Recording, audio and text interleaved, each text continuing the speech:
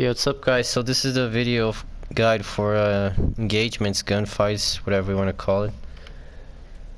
It's pretty much how to win like 1v1 situations, all that kind of stuff, blind fire, everything you need to know. So I mean, the first point I want to make is to use the proper weapons like I covered on the loadout guides. If you're using a close range, if you're in a close range situation, use a close range weapon. And from long range, use a proper long range weapon. Now,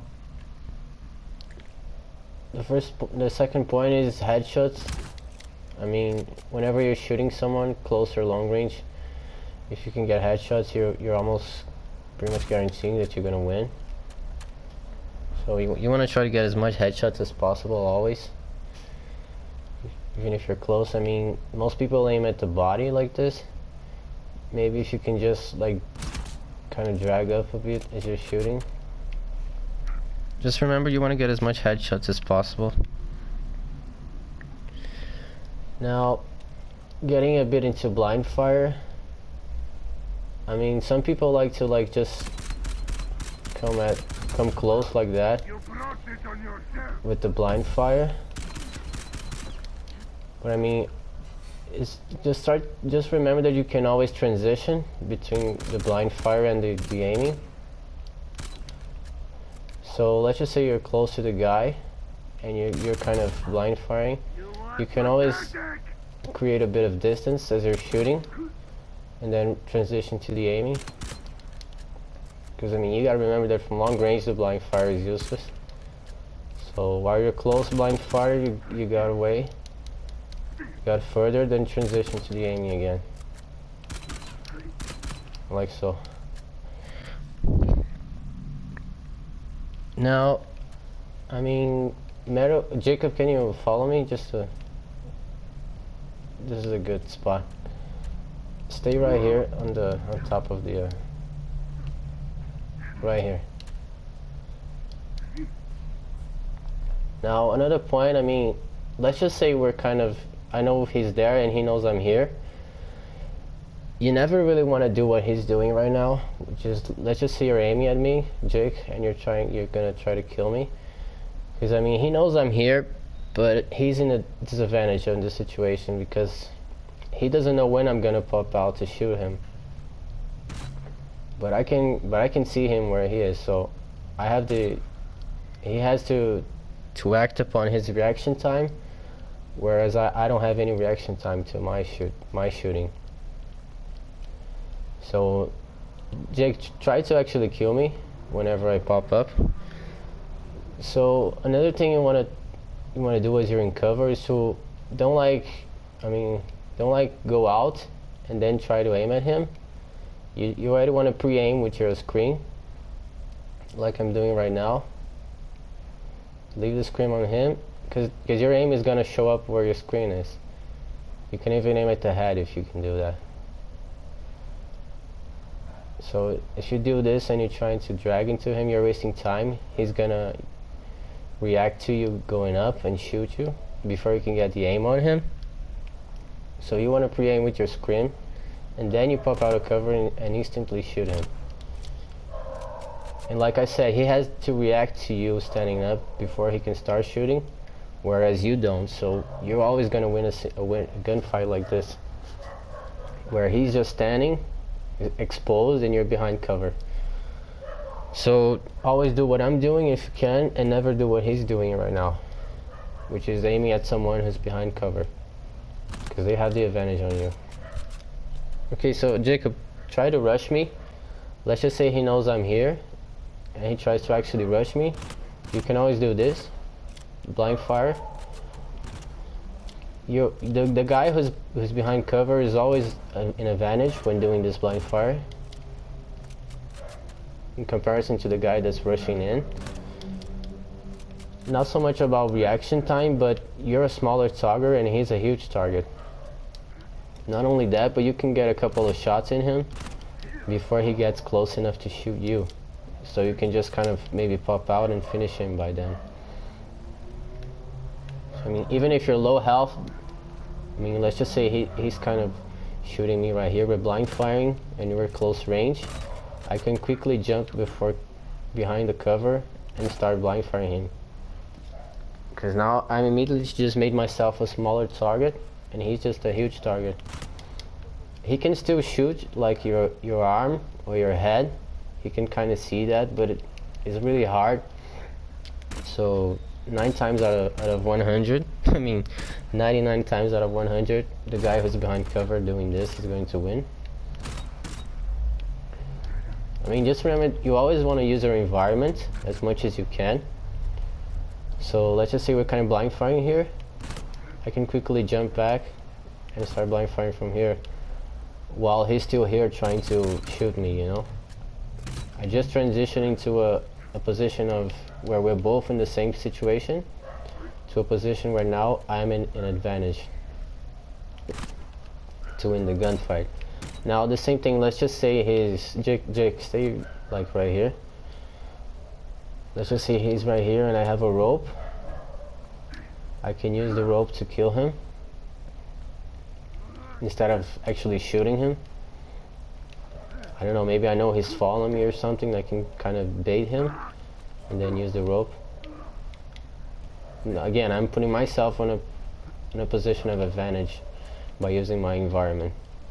Just like I said about the blind fire, and then you transition into this while he's gonna be here trying to shoot you. Now, I mean, another thing is the pain wobble. Jake, try to shoot me a little bit. You see that my gun kind of flinched a bit. I'm using harden in this class, so that's gonna help with that, especially long range. The longer the range, shoot me now, Jake. The longer the range, the biggest difference is going to make the hardened booster, and the bigger will be the effect of the flinching that you're gonna see on your screen.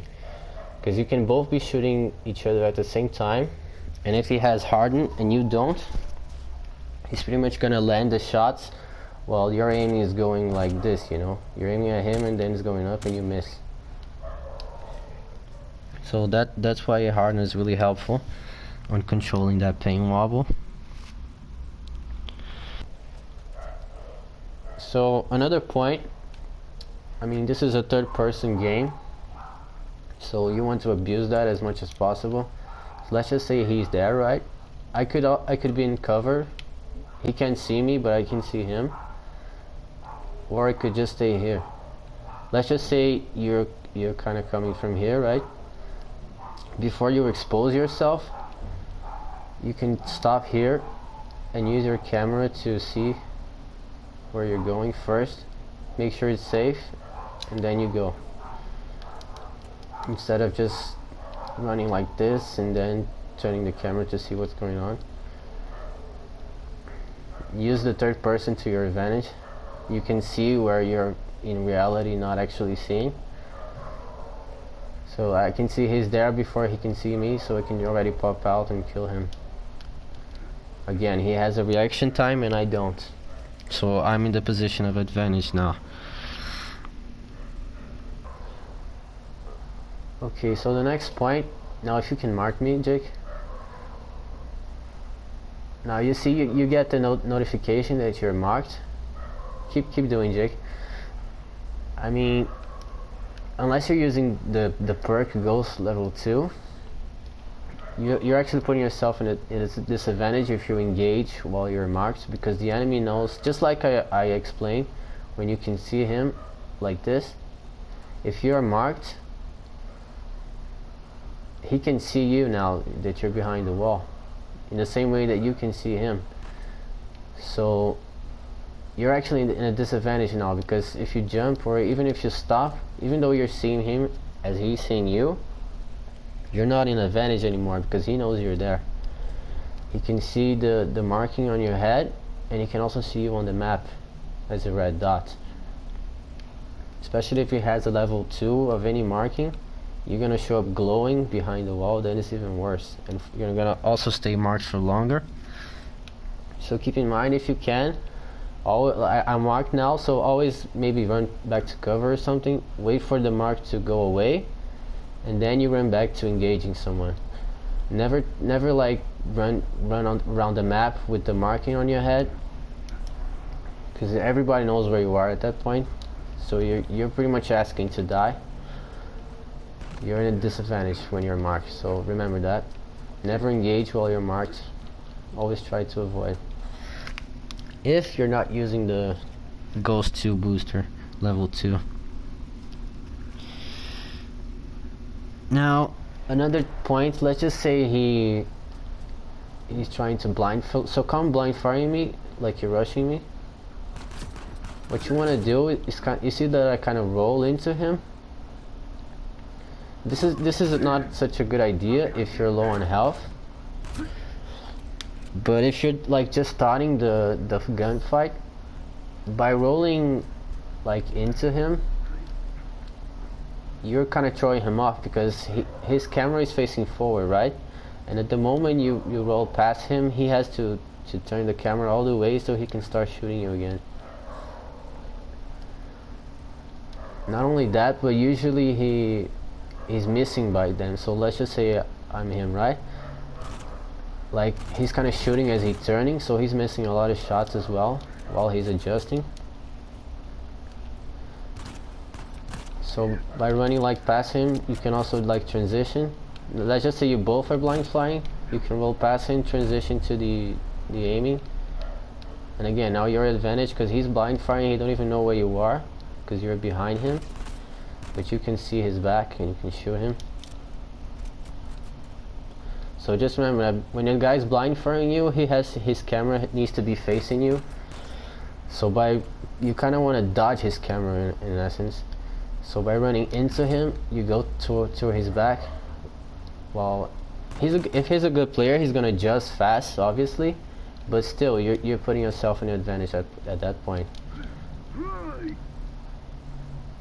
And because you're also gonna be facing him at that point. You're gonna have in your head what you're gonna do, right? So if you know you're gonna do this move, before you actually get to rolling, you can already start to turn your camera.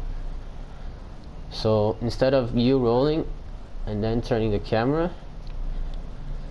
you see he's coming towards you and you want to do this move, you kind of turn the camera as you're running up to him, and then you turn. Because otherwise you're just wasting time. So you want to do both things at once. You kind of have to do I think it's called the crawl grip or something like that, the way you hold your controller. You pretty much want your thumb on the analog, and you want your index finger on the circle button. If you hold it like a normal controller where your thumbs are not at the analog, then it's going to be really hard to do this because you have to move your fingers between both buttons. Whereas as you have the crawl grip, you can do both together. I mean, I can't really show you, but just go on the web or something and type on Google, type crawl grip. I think that's the name, crawl. It's either claw or crawl, something like that. I think it's claw probably. So type that on Google and you can probably get an image of the way I'm holding my controller to do this. Like so. You're turning the camera as you're rolling. Okay, now okay, so the next point. Okay, so Jake, come trying to blind fire me. So you never want to go melee someone who is either blind firing you or shooting you, because his weapon can shoot you a lot faster than you can move your fists. So if both of you are full health, you're always going to lose that. Even if you're at this close range and he starts shooting you or even blind firing you, and you start meleeing at the same time, you're going to lose. Because he can put out more bullets than you can hit your fists in time. So just remember that, I mean, this is really a last resort. You should really only use this if you absolutely know that first, he's not going to dodge your melee, and second, that he's already at low health. For example, like right now I know he's past mid health, so I know one blow is going to finish him. That's when you do the move. You don't try to like injure him all the way from the start with the melee. You want to use this more as a finisher. Unless you have really no ammo, like let's just say I empty the clip, I don't have any ammo to shoot him, then your only option is really use the melee, so you can try that. And just remember, you can always bait him. So usually people react to your melee by the time you throw the second blow. So instead of actually so Jake, dodge my melee after the second one, like most people react to. So I just did 2. Now he's gonna, you see that I hold the third one. So instead of holding your button all the way to the third one, just hit it twice, and then you expect him that he's gonna dodge like most people react to. So do 2 times and then wait for him to roll, because after he rolls he has a time that he has to wait before he can roll again. During that time you can one, because he can't dodge at all. You can even do this with the charge melee, so try to dodge Jake. It's pretty obviously that if a guy is running to you with the rope, you're going to melee him.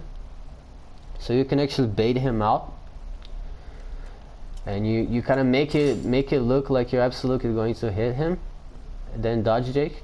When he dodges, you finish him, because at that point he can dodge again, and he's vulnerable for a certain amount of seconds. So I mean, I did this on some of my gameplays. You can probably watch that then. But you should, the best way, especially if you're facing a good player, this will always work against a good player, because they will always dodge. So as soon as they dodge and you see that they finish the roll, they're vulnerable, that's when you hit them. Same thing goes with the melee. You hit just enough to the point where any moron would react to it, and then you just follow him and deliver the final blow when he can't dodge anymore. So like I said about the pain wobble, you can adjust by pulling down, just like I'm doing right now. Like by pulling down your aiming, you can actually adjust to the pain wobble. So even if you're not using the hardened booster, if you're pulling down, it's gonna reduce the effect the same way that the booster would. But also this is kind of hard, because you have to almost expect, gotta have the right timing, because if you pull before you're actually getting the flinch, you're just gonna miss your shots. You're gonna aim at the ground. But this is kind of a bit of a reaction thing. You see that I kind of do that somewhat on my gameplays, but you really can't tell. But as soon as you notice that your aim is starting to flinch a lot, you can immediately like drag down with the analog, and you see that your aim will still remain on target even though you're flinching. So that's a good point. I mean, it takes a bit of reaction. Just try it out if you can. Next time you're in a gunfight and you notice you just like your aim starts going up as you're shooting, and you drag it down, and it will adjust just as if you had the hardened booster. Okay, so next point is still back on blind fire. Just remember, you can always blind fire in the air. So even if you're close range, you can always be jumping and shooting. Now the reason why you want to do this, because like I said, is you want to, when it comes to blind fire, you always want to dodge his camera, not so much the character. But you always want to keep in mind that for him to hit the blind fire on you, his camera needs to be facing you, like so. He can't be looking at here and hitting you, even if you're in front of him. Like right now, my aim is to the back, I mean, during a certain range there's an automatic lock on, but let's just say I'm here. I'm not really going to hit him like so, even though he's right in front of me. So unless you're like close enough to the point where the lock on is there, but like right here there's no lock on, right here there's lock on. So just so you know, like they will never really try to blind fire like this with the camera facing back. So you always want to think like, how can I dodge his camera? So if he's facing me right now, that would be either to roll to the side, or like I explained earlier, the best way is to roll into him, because then he has to turn the camera all the way to adjust, which gives you time to reverse the situation. And also, just like I said about the jumping while blind firing, I mean, this is all going down, you're both like running around. You can like create distance from the blind fire to transition to aiming, because remember, aiming is always going to be more accurate than blind firing. So as you're like shooting, you can also, you know, shooting while you're creating the distance, you can still be shooting him on blind fire. So never forget that. I mean, because you're moving faster as you're jumping than if you're just, and it's also looks less predictable.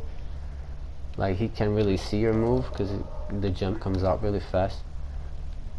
I mean, even like I said about rolling past him, you can also jump past him.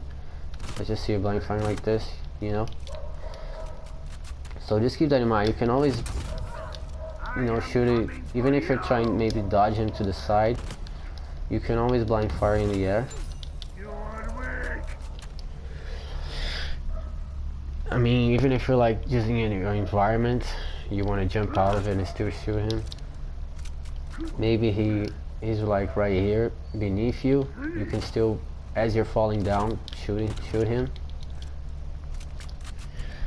So keep that in mind. Okay, so the next point is like, never really engage someone, just like I said about the marking, never engage while you're marked. You also never want to engage when you have no ammo on your clip. Like, let's just say I have 3 bullets, right? I know I can't kill him with 3 bullets. So let me do it from here. So let's see, I just killed someone right here, right? Now I'm going to transition to this part right here where he is. You never want to do this transition with no ammo like I am right now, and then I'm going to engage him.